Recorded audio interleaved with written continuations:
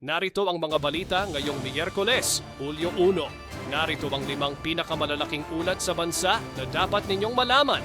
Una, tensyon sa EDSA. Inilipat ng Quezon City LGU ang kilos protesta ng Iglesia ni Cristo sa White Plains Avenue at binigyan lamang sila ng isang araw na permit mula alas 8 ng umaga hanggang alas 8 ng gabi upang maiwasan ang dambuhalang trapiko.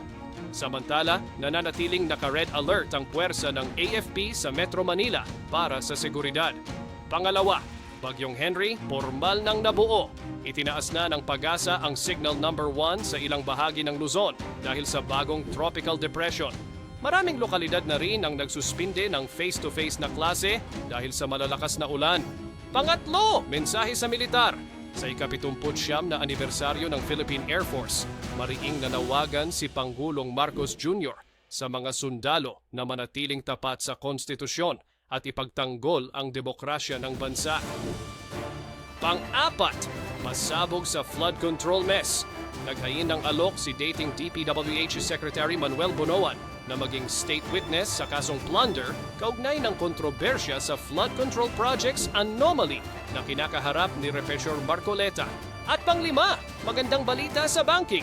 Permanente nang inalis ng BPI ang transaction fees para sa InstaPay at PesoNet simula ngayong araw upang mas mapadali ang pagpapadala ng pera ng mga Pilipino.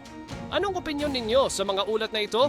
I-comment ang inyong saloobin sa ibaba at mangyaring mag-subscribe sa ating channel at i-follow ang Balita Now PH araw-araw.